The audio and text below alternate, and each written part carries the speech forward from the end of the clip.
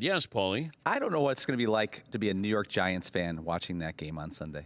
That is brutal. Yeah. Because you don't want to root against Saquon Barkley, but if he wins MVP, it's double the pain. The countdown is on. Celebrate one night, 50 years in the making. The Saturday Night Live 50th anniversary special premieres Sunday, February 16th on NBC and Peacock. From Saquon Barkley to Charles Barkley, no relation that I know of. Turner Sports Inside, the NBA analyst. You're not related to Saquon Barkley, are you? Claiming him. I don't care if we are or not. I don't think we are, but I'm claiming him. I'm claiming him. Hey, I've been claiming him all year. He's my cousin. I don't care what anybody says. Did you play football in high school? I played one day. What happened? I realized they were really hitting people out there. You know, Danny, that's the reason football is my favorite sport. It takes tremendous courage to go out there. You know, football and boxing are my two favorite sports. I played football for one day. I realized they were nuts. They're tougher than me, and I quit. And you're not much of a boxer either. I can fight a little bit. I can hold my own. The good thing about fighting, boxing is different. Boxing, y'all got gloves on trying to hit each other. Fighting, whatever you can get your hands on to hit somebody, that's what goes.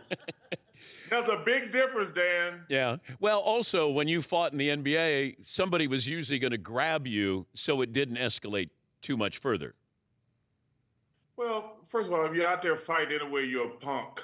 You know, Kevin McHale, the best player I ever played against, always said, he said, I never worried about the Pistons. He says, they're out there beating up people. At some point, you got to play basketball. And only two of the guys can play, Isaiah Thomas and Joe Dumars.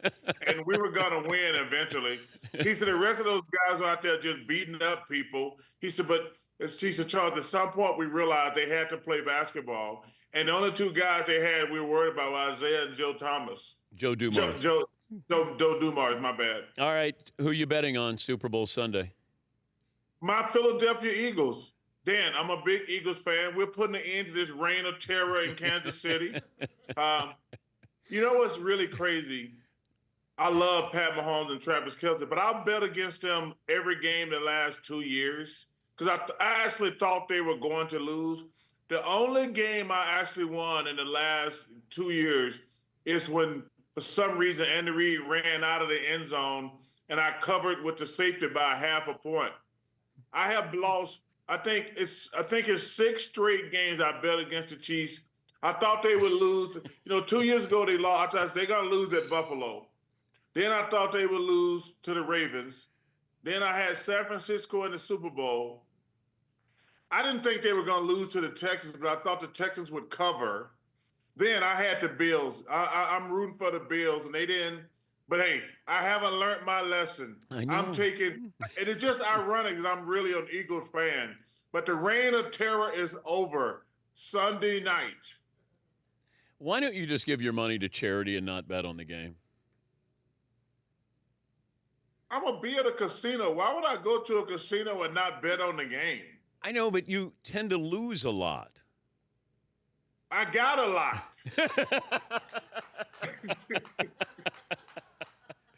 And this doesn't even incorporate your new deal that you're going to have with your TV partner, your next one. Hey, listen, I'm trying to figure all that stuff out, Dan. It's been very fascinating behind the scenes. There's been a lot of chicanery going on behind the scenes that I haven't been happy with. And I'm hoping everything works out, but it's been fascinating dealing with all the TNT BS this entire time. Okay, why haven't you reached out to me privately? Well, Dan, I'm just trying to figure out, like I say, I don't have to make a decision ASAP. But I can help you. I've been at a couple of places that you're probably negotiating with. If you had questions, I would give you honest answers. I've done that for other athletes.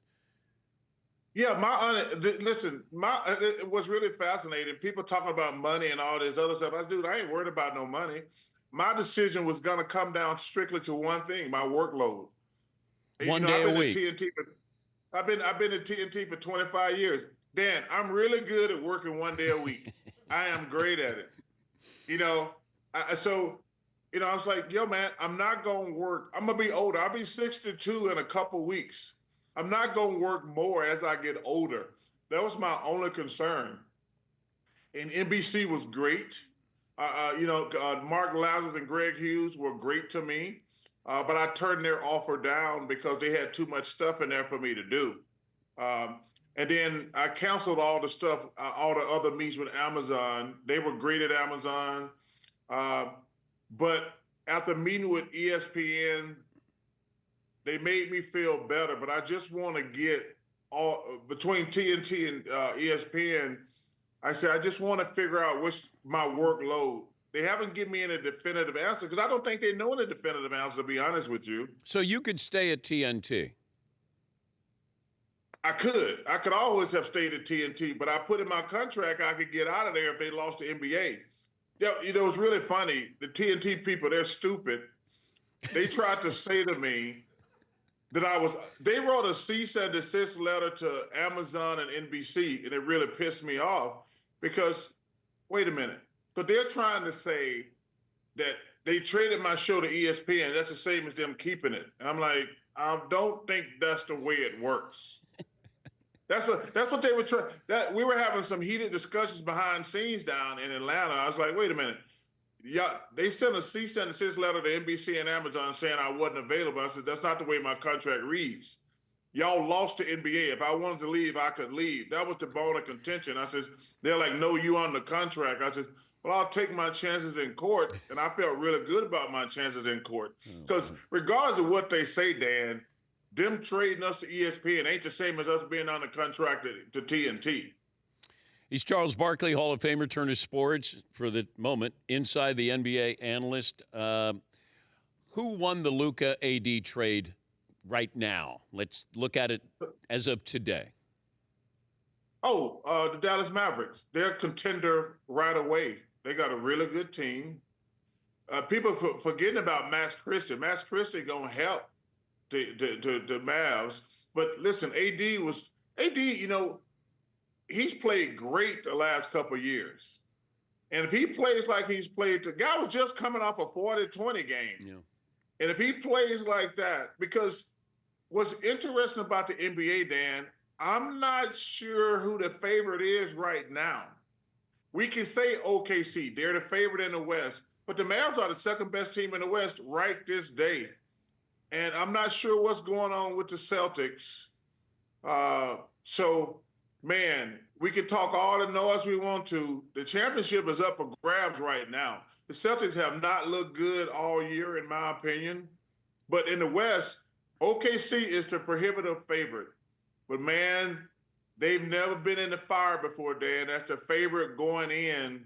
So that's going to be a shock to their system with everybody gunning for them. But right now, the Mavs won for the next 2 or 3 years, the Mavs won the trade. Now that LeBron has Luka, LeBron more likely to stay an extra year or two, or maybe leave, or retire? That's a fascinating question. Like, what is he hanging around for? I personally think if I was him, the Lakers are not contenders right now. I would waive my no trade. I'd do a Tom Brady and go put myself in a perfect situation where I can have 2 more bites of the apple. And I don't know the perfect situation, but he's holding all the cards. He can go to the Lakers and say, hey, let's have our cake and eat it too. I can get y'all a couple players, maybe a couple draft picks. Let's pick out a perfect scenario.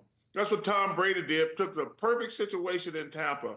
If I'm LeBron, like I say, we're not going to win the championship this year or next year. Let's trade to a perfect scenario. But they can, like I say, the only problem they got right now, they got to make a decision by Thursday at 4 o'clock. But, that's a lot of time in NBA years. That's what I would do if I was him. When you hear the criticism or critiques of Luka's physical shape, how do you react to that? Well, Dan, if everybody's saying it, it's probably fair. Everybody's been, I find it fascinating that all of us been talking about Luka's conditioning for 3 years. Now all of a sudden it's an insult. Like, I don't think people were hiding it. I think everybody's heard the same criticism for 3 years. Now all of a sudden, I saw his dad, like, they're saying these things about my son. I'm like, well, Mr. Dončić, in fairness, I watch TV. I got a TV. They've been saying the same thing for 3 years. They're not saying it like out of the blue. But I will say this. He's a great, great player. But Dan, the Dallas Mavericks know him better than anybody.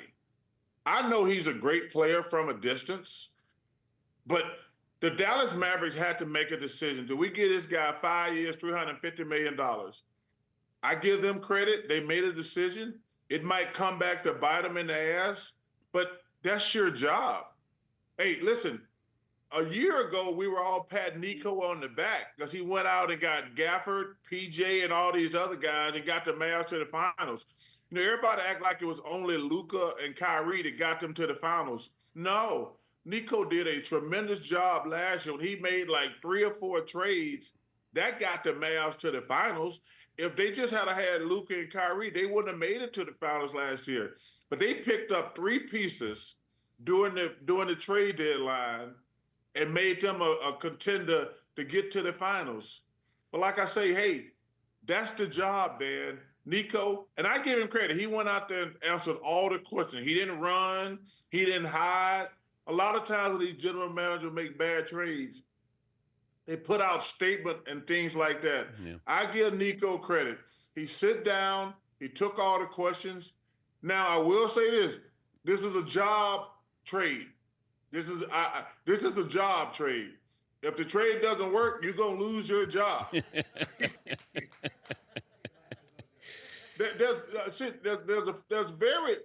There's very few jobs in sports as a general manager or president, whoever running things, that I call them trade jobs.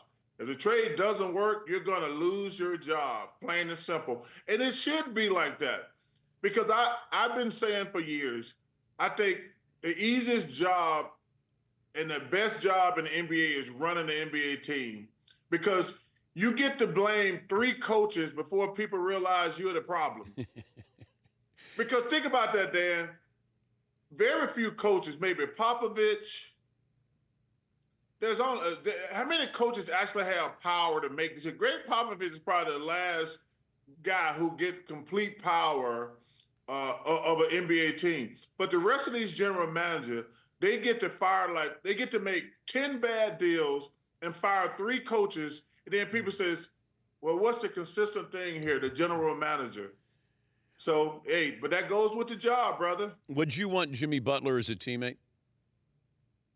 I would want Jimmy Butler as a teammate. I think he's a hell of a teammate, but I think Jimmy is misguided because, you know, Dan, I've said this before. I'm not just saying. For some reason, these players think they owe you a lifetime contract. Dude, we paid you $50 million last year, this year, and next year. And you're going to be older, and you're in decline anyway. And I see fools on TV talking about Jimmy Butler's right. Jimmy Butler is 100% wrong. You think I don't want to still be playing for the Sixers or the Suns? You get old, and they're not going to pay you. They paid you listen, I love Klay Thompson. He won 4 championships with the Warriors. The Warriors made a business decision. Klay, you're getting older. You had an Achilles. You had an ACL. We're not going to pay you. I have no problem. That's business, man. It's nothing personal. Where are you going to be watching the Super Bowl? Oh, Dan, I take the same 12 guys to Vegas for 20. This will be our 28th straight year. We play golf all day Saturday. We get up Sunday morning and play golf. Then we go to the casino with 10,000 people basically and watch the Super Bowl in Vegas. I've done it. I take the same 12 to 15 guys every year. It's one of the highlights of my year. But do you pick up the tab for these freeloaders? Well, I got to see how the gambling goes, because you know how Vegas works. You get everything free until you total up at the end of the weekend.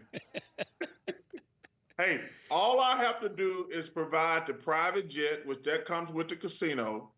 and all the rooms are free, all the drinks and stuff are free until Monday morning when you're checking out. It depends on how the table's been to you. So you're really paying for the private jet with previous. If you lose, No, if you previous lose. trip. That's why they send the private jet, because of previous trips when you've lost. You don't lose all the time, Dan. Sometimes you win. Yeah. They send the private jet because they know you're probably No, they going to. send the private jet. They send the private jet to get you there. Because they know what happens when you get there. Dan, you win sometimes. Dan, you don't. First of all, I hate when people say, "Hey, One thing I know about gambling: you're gonna win sometimes. You're gonna lose sometimes. That's what gambling is. It's not like I know they send a private jet for a reason. Their job is to get me there. But when I win, the jet is free, and all my friends, we have a great weekend. All the meals are free. But when I lose, like I've had my friends joke with me, like they're like, "Man, those steaks and those rooms, and they wasn't worth $1 million." But sometimes, but that's the deal, Dan. I know. When you go to the, hey, I've been there 28 straight years after this year, so I'm all right. Have fun. Have fun this weekend. Good to talk to you. All right, brother. Go Birds. That's Charles Barkley. All right, Brady Quinn will join us. We'll talk some football with him. We'll take a break. We'll come back after this Dan Patrick Show.